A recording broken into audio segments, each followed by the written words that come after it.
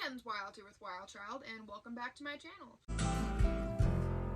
Remember jumping in the pool when we was fully clothed in August. We was soaking, choking, smoking in my old shitty apartment. Then they cut off all the lights cause the bills were never paid. We were stealing all the power from the neighbors on vacation. For those of you who already know me, welcome back, and to those of you who don't, a little bit of backstory about myself. I used to train horses professionally. I actually specialized in working with incredibly aggressive horses and ones who had endured quite a bit of trauma. So much so that people from around the U.S. would send me the most aggressive, crazy fucking horses you could find. And then I unfortunately obtained a near-fatal accident, and I decided that I was going to stop training horses professionally and kind of just use the education that I have to educate people using my social media platform, and all that fun fancy stuff. And so today we are going to be taking a section from my newest book, Find Your Fight, Trauma Recovery in Horses and Humans, and kind of discussing it on my YouTube channel. And so the reasoning for this is because this is a part of the book that I kind of really want to offer to people for free. It goes really into like neurological stuff, how trauma affects the brain, comparing the horse-human brain, neuroplasticity, all kinds of super fun stuff like that. And I really want to make this free and open to the public because it's something that is super duper important and super educational that I feel like a lot of people need to know. Now, if you would like to purchase the entire book, read more about trauma, how it affects you, ways to recover, how to work with a horse who has endured trauma, and all of that fun, exciting stuff, please go check out my newest book, Find Your Fight, Trauma Recovery in Horses and Humans. I will be putting the link in the description if you guys want to purchase it. I highly recommend it. It has a lot of super cool, fancy stuff, and if you're on the fence about purchasing it, maybe use this video as a way to encourage you to purchase it as you learn some new fancy sciencey stuff about the equine brain. So this whiteboard, you guys probably can't see it, so I'm going to end up taking a picture of it and probably just like putting it right here for the entirety of this video so that you guys can see it. Either way, we're going to be discussing a lot of this stuff in depth, so I guess let's get started. So we can think of the brain as having three progressive layers. They all have different functions, and we're going to start with the reptilian brain. And so the reptilian brain consists of the brainstem and the cerebellum. It's focused on survival, body maintenance, digestion, reproduction, circulation, breathing, as well as the fight, flight, freeze, fawn responses. Then we have the second layer, which is the limbic system, and this consists of the amygdala and the hippocampus. So the limbic system, it basically concerns itself with activities related to food, sex, bonding, just a lot of natural activities that not just equines, but humans and mammals in general need to survive. It's responsible for memories of behaviors associated with desirable and undesirable experiences, as well as emotions, those mushy-gushy things that we don't always like. Then we have the third layer, which is the neocortex or the cerebral cortex. This makes up the majority of the human brain. Language, speech, writing, they're all possible because of the neocortex. It's also where we perform abstract thinking, organize things, categorize ideas, reason, multitask, overthink the world like a lot of us tend to do. Now, humans have a very large neocortex. Horses, however, have a very underdeveloped version of it, and that is one of the most notable differences between the way humans and horses operate. One of them has one that's super big and super large, the other one not so much. The prefrontal cortex is part of the neocortex that sits at the very front of the brain. It's responsible for managing emotional reactions, predicting the consequences of one's actions. So if you look at something and be like, oh, that's a bad idea, that is a deal of the prefrontal cortex.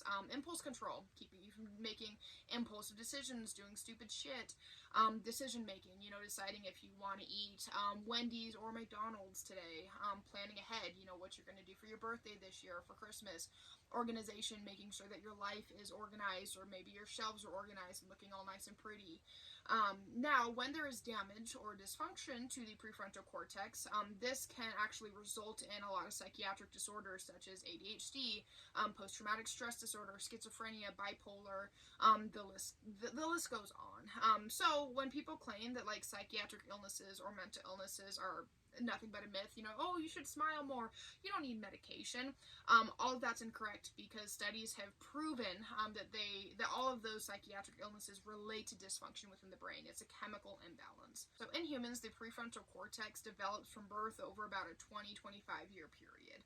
This might explain why our younger selves weren't great decision makers. We may have decided that we wanted to spend our $20 allowance on fucking candy. Now we might spend our $20 allowance on gas or something, more beneficial. This is basically just because the prefrontal cortex was not very developed when we were younger.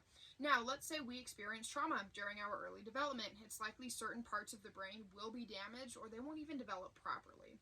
Comparing the human brain to the equine brain, horses do not have a prefrontal cortex. They lack a very large developed frontal lobe. They just don't have it, right? So they cannot assess situations and react accordingly.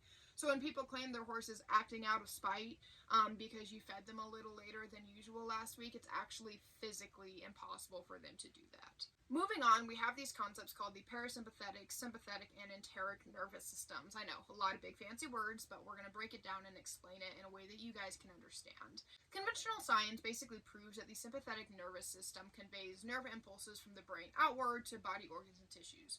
In other words, this can cause the skin to sweat or develop like the weird goosebumps that we get. Your eyes can dilate, the heart rate can increase and go super fast. Your blood pressure can rise, the stomach may even stop working. Hormones like adrenaline, those are going to get pumped into your body and into your system.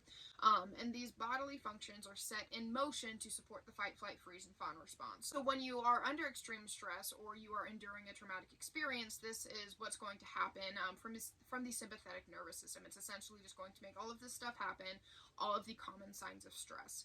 But working in close association with the sympathetic nervous system, we have the enteric nervous system. And so this is basically a network of nerves surrounding the esophagus, the stomach, and the intestines. Let's say there's a perceived threat, right? Like maybe we see something or the horse sees something that it could potentially be a threat. The enteric nervous system is going to engage a number of emergency measures. And these measures are going to basically release histamines and other chemicals to trigger inflammation in the small intestine. This is why stress can cause a horse to colic, or why we may feel as if there's butterflies in our stomach when we are under stress or when we're nervous. The inflammation causes immune cells in the bloodstream to prepare for physical trauma. So basically our brain is like, hey, there's a threat, we need to prepare ourselves mentally and physically for this threat in the event it is dangerous and it is painful and it hurts us, right? So if the small intestine can arm itself with immune cells before obtaining the physical pain, the body has a better chance of surviving. This is important for prey animals such as horses because if their body is able to prepare, they're more likely to recover compared to if their body didn't prepare, then it could just be game over from that point. Moving on to the parasympathetic nervous system, this cues the rest and digest function. So after the threat has passed, the parasympathetic nervous system is going to decrease the heart rate and the blood pressure.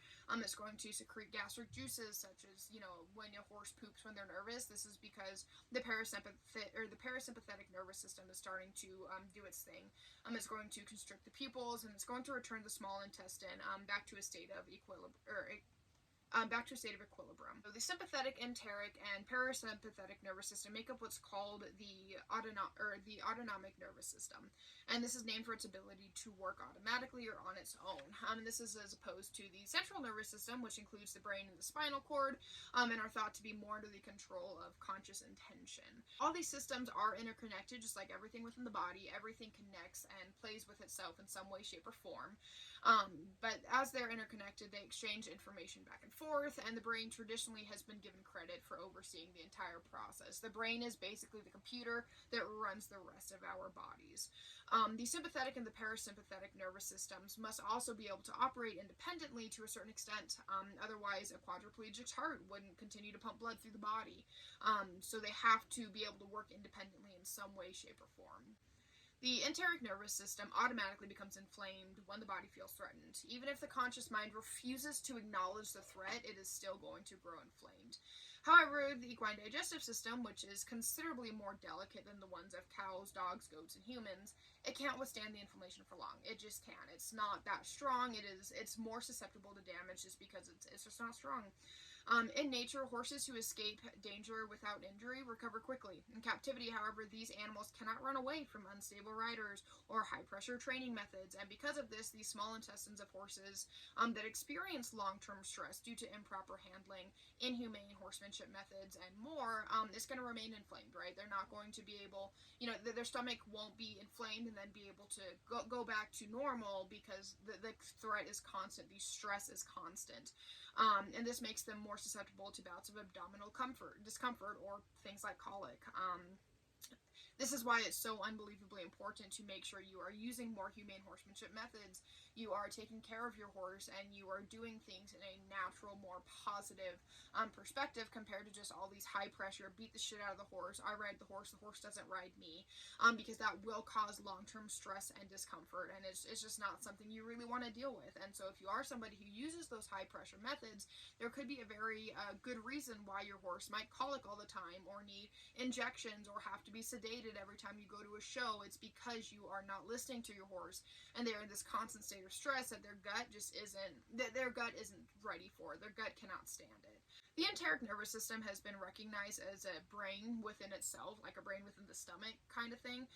Within the yards of tubing that make up the large intestine and the small intestine, there lies a complex web of microcircuitry. And so this is driven by neurotransmitters and neuromodulators that can be found pretty much anywhere else in the peripheral nervous system. So these allow the bowels to perform many tasks without central nervous system control. If you cut the spinal cord in the right place, and a person is paralyzed from the neck down, except for the enteric nervous system, which not only continues to function, but to learn and make decisions on its own, modifying its behavior in response to its environment. So the equine cerebellum, it sits at the back of the equine brain, and it's responsible for fine motor control, coordination, balance, and all that fun stuff. It is exceptionally large and well developed. It is actually larger than the prefrontal cortex. And this makes them exceptional athletes. While some horses may appear clumsy or unmotivated or uncoordinated or whatever the hell you want to call it, the reason this is because they have to have somebody who knows how to make them use their brain to get such advanced maneuvers and movements from these horses. So now that we've kind of discussed how the human and the equine brain works and a little bit of the differences, we're going to start discussing how trauma affects the brain, how it damages the brain, and then move on to neuroplasticity. When it comes to the discussion of trauma, society tends to tell us that we can just get over it, right? That all of the trauma responses, the flashbacks, the emotional turmoil, that all of that is just fake. We can just get over it, push it off to the side. And unfortunately, that's not the case, because trauma actually damages the brain. The amygdala, the hippocampus, and the prefrontal cortex are the areas of the brain that are most impacted by trauma. When an individual is experiencing a traumatic event, there's two different chemicals. They're cortisol and norepinephrine. I don't know if I'm pronouncing that correctly, so I'll put it right here. These levels increase drastically due to the stress caused by the traumatic event. Once a certain level is reached, it damages the brain and affects how it functions. This is where post-traumatic stress disorder and other trauma-related mental illnesses are created. So the amygdala is the part of the brain that is responsible for survival instincts, emotions, memory, and most importantly, detecting fear. It uses our senses to gain information about what is going on around us and determine if there is an active threat. When a horse has experienced trauma, there is no calming down. There is no returning to a nice, calm, relaxed state, because the amygdala is damaged, and so it's constantly going to be on overdrive. It's constantly going to be like, oh, is that bush going to kill me? Is that horse going to kill me? Is that plastic bag going to kill me? Is the human that's been taking care of me for the past 5 years going to kill me? Their brain is constantly on overdrive and constantly looking for a threat. So this is why some horses are incredibly reactive or spooky, because their amygdala is on high alert due to damage within the brain caused by trauma. This leads to a whole host of other issues, like the inability to fall asleep and stay asleep, increased irritability, chronic stress, and more for both equine and human. The hippocampus plays the role of storing memories, recognizing present memories and past memories, and just a bunch of stuff like that. When trauma occurs, the hippocampus actually shrinks. What this does is this affects the individual's ability to remember certain events. So if you're a human, you may not be able to remember entire periods throughout your childhood, or may not even be able to remember your childhood at all. This is because the hippocampus shrunk due to trauma. On the other side of the coin, some memories are going to play in your mind like a broken record. Because the hippocampus was damaged, it's going to struggle to differentiate past trauma with the present. And so it's the same thing with horses. You know, they might be doing something, they get triggered by something, and all of a sudden they're right back where the traumatic event took place. And in their minds, and just like with humans, you are living in that moment. You are living that trauma again. And that is because the chemical imbalance damaged the brain. And so now the hippocampus is unable to differentiate past, present, stuff like that. The ventromedial prefrontal cortex is what is responsible for emotions. Again, horses do not have a large developed prefrontal cortex. After trauma, the brain struggles to regulate emotions and is unable to react in a rational manner. So this is why somebody could blow up into a fit of rage just because they accidentally broke a glass, right? To normal people, oh, you just broke a glass. But to someone who has experienced trauma, the prefrontal cortex is damaged, and so they're unable to rationally react to something that triggered something from their past. My brain, as I've already mentioned, horses have a very large amygdala, but a very small prefrontal cortex. This means that when a threat is presented, the brain can communicate to the body to react before the prefrontal cortex has even had a chance to evaluate the threat, right? So it's basically like, oh my god, react, I don't know what we're freaking out about, but we're supposed to be freaking out about something. So to summarize, trauma just doesn't cause emotional wounds. It damages the brain. Like, it literally damages the brain. So if you ever look at someone who has experienced trauma, you're like, oh dude, you'll just get over it. No. Sometimes you're going to need medication for the remainder of your life to manage that. When you look at a horse that has experienced trauma and you're like, bro, let's just beat the shit out of it. Let's just beat it into submission. That is not going to help. That is only going to make matters worse because it's brain damage. It has affected how the brain functions and how the human or the horse is able to just live their lives. And so it's not something as simple as, oh, just get over it, just keep moving forward, just, you know, force this horse into submission. It's not as easy as that. There is way much more to it than just getting over it, than just moving forward. Trauma leaves permanent scars. It will have forever damaged the brain. The brain will never be able to function how it used to or how it's supposed to. Trauma leaves permanent scars. It's unfortunate, but it will affect how somebody lives their lives for the remainder of their time on Earth. So what is neuroplasticity? Neuroplasticity is the ability to change, reorganize, or grow neural networks within the brain. There's two types of neuroplasticity. There's functional plasticity, which is the ability to relocate functions from a damaged area of the brain to an undamaged area. It's basically like saying, oh, you know, this isn't damaged, but that's damaged, so we're going to take that that neural network or that neuron and move it over here. The second is the ability for the brain to actually change its physical structure, and this is what's known as structural plasticity. For both horses and humans, the first bit of their life is when the brain is rapidly growing. You know, it's growing its new parts, it's developing, all that fun stuff, and there is an incredibly large number of synapses. Synapses are basically a small gap between neurons where nerve impulses are relayed as the individual grows. Once the individual starts to reach adulthood, the amount of synapses drastically decreases. Why? Because we're not using our brains as much. This is why school is super important, because when you're in school, you're constantly challenging your brain and teaching your brain new things. Once you're an adult and you get settled into a job, you're not constantly learning new things. It's the same thing with horses. When they're young, they're constantly learning the ways of the world. They're gaining experiences, and their brain is constantly active. Now, once they reach a certain point in their lives, you know, like those old steady trail horses, you know, they have seen the world, they've seen the life, and, you know, they may not be as sharp up in their brain because they're not constantly challenging themselves with new things. There's a process called synaptic pruning, and this is basically where certain connections are strengthened and others are weakened, and this is basically just through experience. You know, let's say you have a dressage horse and all of a sudden this horse becomes a reining horse. Over time, they're not necessarily going to forget the dressage stuff, but they're going to need to work on the dressage stuff because they haven't done it in a while. Or if you've turned a horse out to a field for years, then all of a sudden you pull them out, you know, they're going to be a little bit rusty, and this is because certain neural pathways and connections within the brain were weakened because they just haven't used them in a long time. For humans, let's say you did advanced calculus in high school, but now you're 40 years old, you haven't done calculus since high school, and so you're going to have to freshen up your memory because those pathways within your brain have not been used in quite some time, therefore they were weakened. Neurons are the fundamental units of the brain and the nervous system. They are responsible for receiving sensory input from the external world, for sending motor commands to our muscles, for saying like, hey, that hurts, that doesn't hurt, you're supposed to move like this, and, you know, all that fun stuff, right? Transforms and relays all the electrical signals in between all of the fancy, fun stuff that neurons do. So when trauma is presented, certain neurons are used more regularly than others. So for example, when trauma is occurring, chances are you're in survival mode. If you're in a constant state of trauma and re-traumatization, your brain is going to be in survival mode.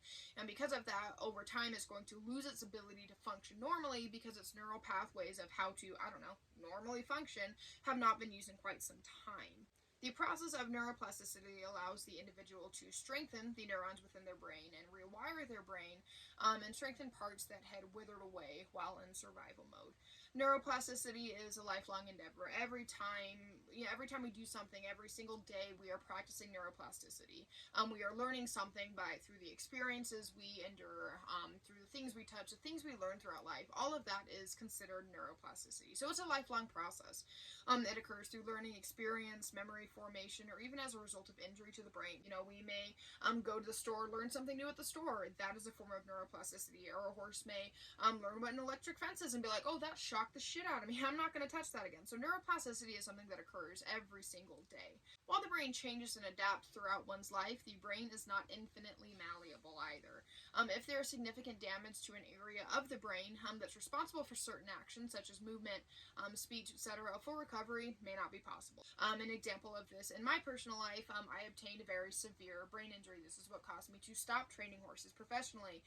This brain injury caused what's called post-traumatic epilepsy, and now I will struggle with epilepsy for the remainder of my life. This is just simply because I endured an injury that's, the brain is not infinitely malleable, as I said, so I will never recover from that. I will always have epilepsy. Now, can I maintain it? Absolutely, but it's something that will always be a part of my life, and those are instances where you can practice neuroplasticity all you want. It's not going to necessarily make a difference. So in circumstances where neuroplasticity isn't necessarily going to work, this is because other areas of the brain are incapable of taking over the functions that may have been affected by the damage. Practicing neuroplasticity for humans can look something like learning a new language, drawing, reading, making art, traveling, using your non-dominant hand just for the hell of it, partaking in brain games like chess, word puzzles, stuff like that.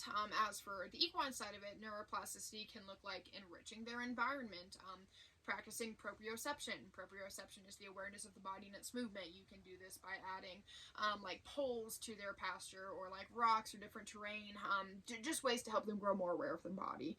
Learning new tricks like smiling or laying down, exploring new places, training under different disciplines. These are all things that can help benefit your horse, especially a horse who has endured trauma, but they can benefit any horses. That is a way to work on rewiring the neurons in the brain and strengthening the neurons in the brain from all different angles. Neuroplasticity can definitely help a horse or a human go on to live semi-normal, functional lives. That trauma will always still be a part of their lives, but there's ways to better manage it, learn how to function again, how you used to function. You may not ever fully go back to it, but you can learn how to function a little bit better than you did when trauma was taking control of its life. It just takes time, dedication, and work. With that being said, I hope you guys all enjoyed today's video. If you would like, please leave any questions, comments, concerns in the comment section, as I would genuinely love to help you guys, educate you guys on this matter further. Again, I wrote an entire book on it, and if you are interested in it, it's called Find Your Fight: Trauma Recovery in Horses and Humans. And it goes a lot more into the neurology of things, how trauma affects you, types of trauma, signs of trauma, ways to start recovering from trauma, and just a bunch of stuff, and it goes hand in hand for both horses and humans. So even if you're not necessarily a horsey person, this can definitely help benefit humans as well, because it talks about trauma just as a larger scale. And if you are working with horses who have endured some sort of trauma, or just problem horses in general, I highly recommend checking this book out. So definitely, again, check it out. If you have not already, please hit the red subscribe button. Check us out on Facebook, Instagram. Our podcast available wherever you listen to podcasts. Buy our books. We've got plenty of them. And all the links to all of that can be found on our website, which will also be linked in the description. So yeah, drop your questions, comments, concerns in the comment section. Stay strong, stay true, stay wild, and I'll see y'all next time.